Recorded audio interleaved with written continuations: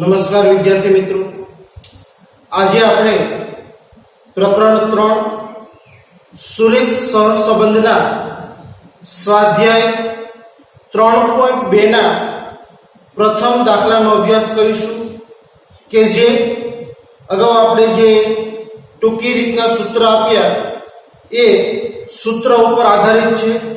દાખલાની રકમ છે કપાસના પાક પર ખાતરની વપરાશની અસર જાણવા માટે કરેલ અભ્યાસની માહિતી પરથી વાયની x પરની નિયત સંબંધ રેખા મેળવો અને ખાતરનો વપરાશ 300 કિલોગ્રામ થયો હોય તો કપાસના પાકનું અનુમાન કરો. ખાતરનો વપરાશ એ 10 કિલોના લોટમાં આપ્યો છે અને કપાસનો પાક છે એ હેક્ટર દીઠ ઉત્પાદનમાં આપ્યો છે. ખાતરના વપરાશ એને આપણે x કહેશું, કપાસનો પાક એને y કહેશું, કારણ કે પાકનો આધાર છે એ ખાતરના વપરાશ ઉપર હોય એટલે ખાતરનો વપરાશ છે એ સ્વતંત્ર ચલ કહેવાય. હેક્ટર દીઠ ઉત્પાદન છે એ આધારિત ચલ કહેવાય. હવે અહીંયા આપણે y ની x પરની એટલે કે હેક્ટર દીઠ ઉત્પાદનની ખાતરના વપરાશ પરની નિયત સંબંધ રેખા શોધવી છે. તો સૌથી પહેલા પ્રાપ્તાંકો ઉપર નજર નાખવાની. આપણા પ્રાપ્તાંકો છે એ 20 કરતા મોટા છે તો કયું સૂત્ર લેવું એનો આધાર મધ્યક શોધીને કરવાનો. જો મધ્યક પૂર્ણાંક હોય તો x - x બાર, અને જો મધ્યક છે અપૂર્ણાંક આવે તો કાલે આપણે જે ટૂંકી રીત આપેલી હતી એ ટૂંકી રીતનો ઉપયોગ કરવાનો છે. સૌથી પહેલા આપણે મધ્યક શોધીએ. મધ્યક શોધવા માટે સિગ્મા x અને સિગ્મા y, x ના જે પ્રાપ્તાંકો છે 28, 35, 25, 24, 20, 25 અને 20, આનો આપણે સરવાળો કરીએ તો એ સરવાળાને સિગ્મા x કહેવાય અને એ સરવાળો આપણને મળશે 177. આપણો સરવાળો છે એ થશે 177. ત્યાર પછી સિગ્મા y માટે જે પ્રાપ્તાંકો આપ્યા છે 128, 140, 115, 120, 105, 122 અને 100, આનો સરવાળો કરીએ તો એને સિગ્મા y કહેવાય અને સિગ્મા y આવશે 830. આનો તમે સરવાળો કરો તો એ સરવાળો 830 થાય. એ બંને ઉપરથી આપણે x બાર અને y બાર મેળવીએ.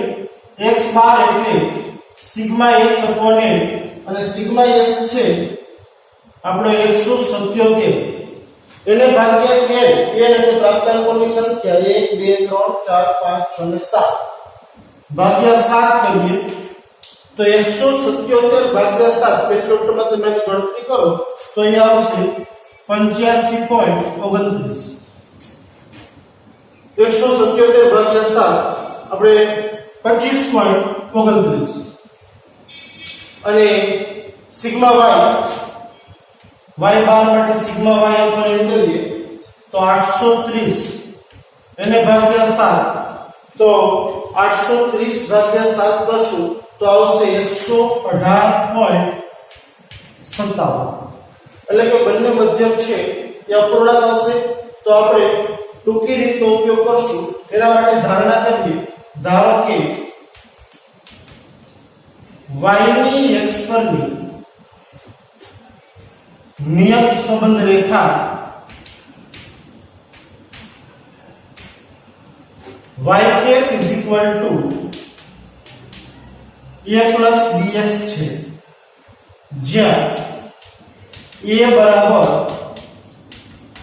y બાર માઈનસ bx બાર અને b બરાબર જો આપણા પ્રાપ્તાંકો છે એ મોટા હોય, મધ્ય, અપૂર્ણાંક હોય તો ટૂંકી રીતનું સૂત્ર આવશે અને ટૂંકી રીતનું સૂત્ર છે આપણું n sigma u minus sigma u sigma v છેદમાં n sigma u square minus sigma u નો હોલ સ્ક્વેર.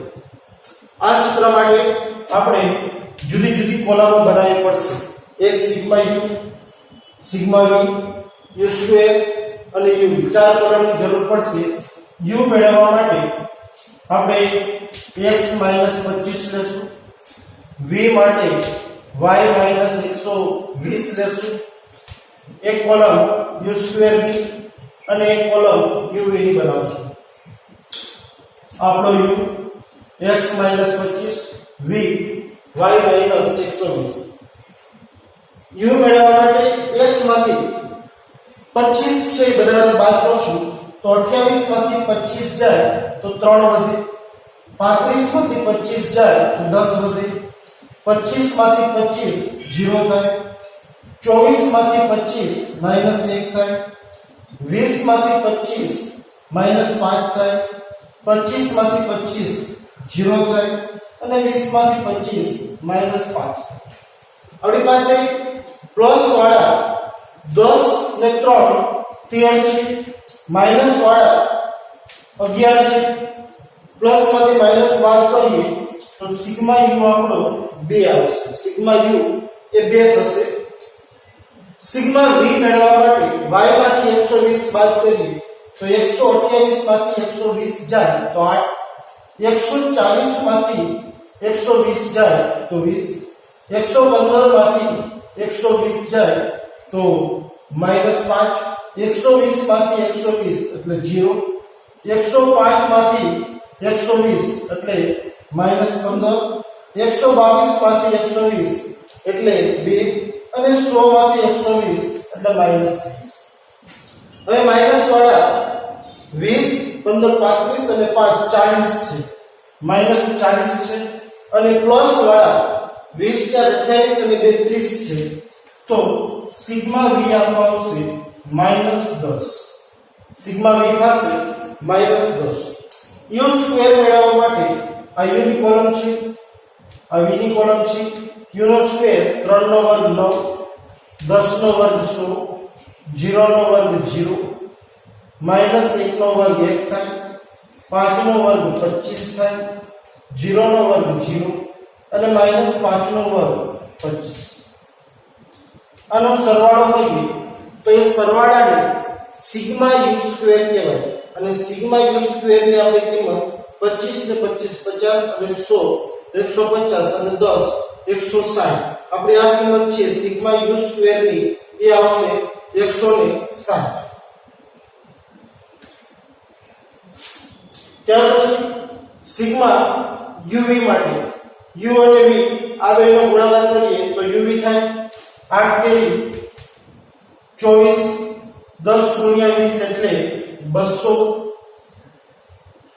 0 ગુણ્યા -5 એટલે 0, -1 ગુણ્યા 0 એટલે 0, 15 ગુણ્યા 5 એટલે 75, 0 ગુણ્યા 2 એટલે 0 અને 20 ગુણ્યા 5 એટલે 100.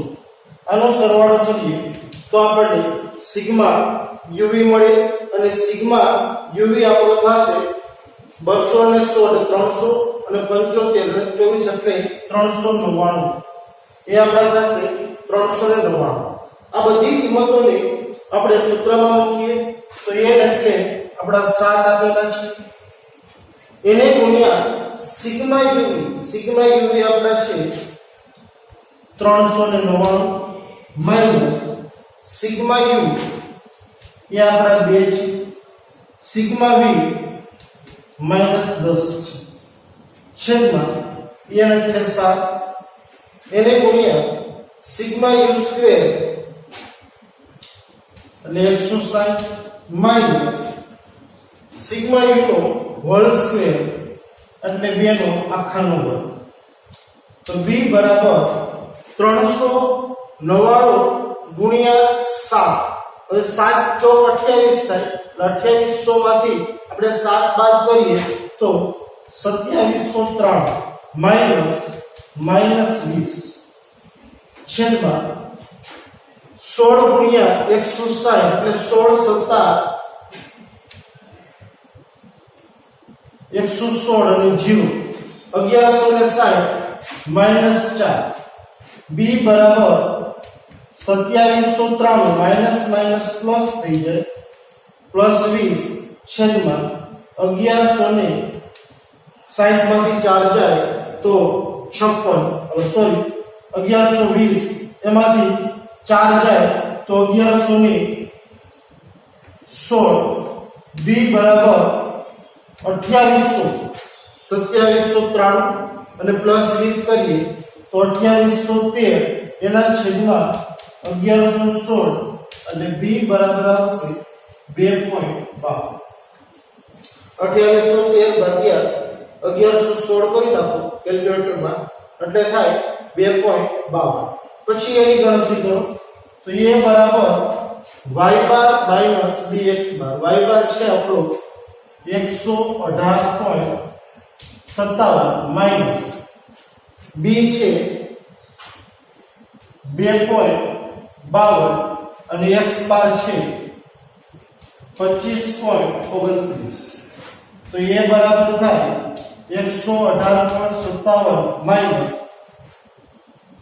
2.52 ગુણ્યા 25.29 કરો તમારા કેલ્ક્યુલેટરમાં તો એ થશે 63.73 એ બરાબર 118.57 માંથી 63.73 ને બાદ કરી નાખો એટલે થશે 54.84 118.57 માંથી 63.73 બાદ થાય તો જે રકમ મળશે એ મળશે અને એ આવશે 54.84 હવે a અને b ની કિંમતો a અને b ની કિંમતો સમીકરણમાં મૂકતા y = a એટલે છે 54.84 પ્લસ b એટલે 2.52 x જ્યાં x બરાબર હવે આપણને દાખલાની રકમમાં વપરાશ 300 કિલો છે x તરીકે પણ ખાતરનો વપરાશ 10 ના ગુણકમાં આપ્યો છે 10 કિલોમાં તો આપણે x લેતી વખતે 300 એને ભાગ્યા 10 કરી અને જે કિંમત આવે એ આપણે લેવાની તો એ થશે 30 y બરાબર 54.84 પ્લસ 2.52 એને ગુણ્યા 30 તો y બરાબર 54.84 પ્લસ આ બે નો ગુણાકાર કરીએ તો 2.52 એને ગુણ્યા 30 કરીએ તો એ થાય 75.6 તો y બરાબર થાય 130.44 કપાસનું ઉત્પાદન જે ક્વિન્ટલમાં આપ્યું છે તો આપણે છેલ્લે ક્વિન્ટલ એવું લખવાનું ફરીથી એકવાર જ્યારે રકમ છે એ 20 કરતા મોટી હોય અને મધ્યક છે એ અપૂર્ણાંક આપેલો હોય ત્યારે ટૂંકી રીતનો ઉપયોગ કરવાનો ટૂંકી રીત માટે આપણું નિયત સંબંધ સમીકરણ બનશે y ની x ની નિયત સંબંધ રેખા y = a bx જ્યાં a બરાબર y બાર માઈનસ bx બાર અને b પ્રાપ્તાંકો મોટા છે મધ્યક અપૂર્ણાંક છે તો b માટેનું સૂત્ર આપું n * sigma uv minus sigma u * sigma v છેદમાં n * sigma u square minus sigma u નો હોલ સ્ક્વેર આખાનો વર્ગ સાદુરૂપ આપો તો b બરાબર n એટલે 7 છે સિગ્મા uv આપણે u અને v નો ગુણાકાર કરીને મેળવા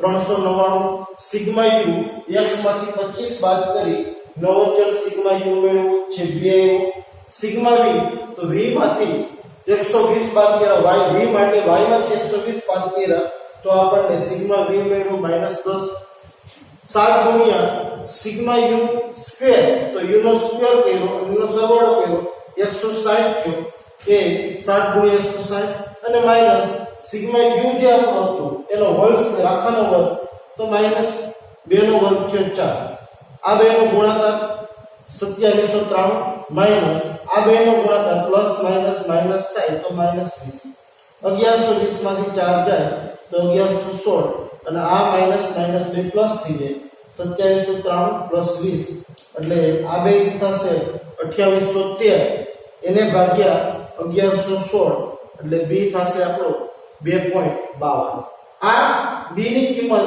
એના સૂત્રમાં મૂકીએ એનું સૂત્ર છે y બાર માઇનસ bx બાર. y બાર આપણો હતો 118.57 માઇનસ b આપણને મળ્યો 2.52 એને ગુણ્યા x બાર 25.29 તો એ બરાબર થશે 118.57 માઇનસ 63.73 એટલે એની કિંમત આવશે 54.84.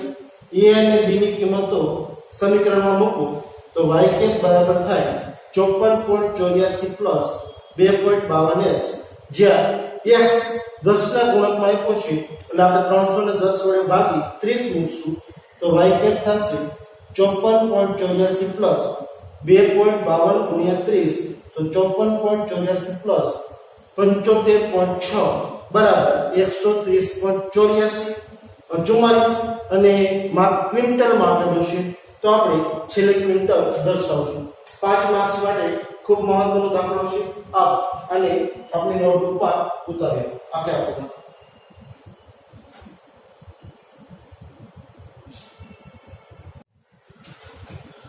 વિદ્યાર્થી મિત્રો, ત્યાર પછી દાખલા નંબર 2 જે અગાઉના પ્રથમ દાખલા જેવો જ દાખલો છે એ એક તમને હોમવર્કમાં આપું છું. રકમ છે પિતા અને પુત્રની ઊંચાઈ વચ્ચેનો સંબંધ ચકાસવા નીચેની માહિતી મળી છે.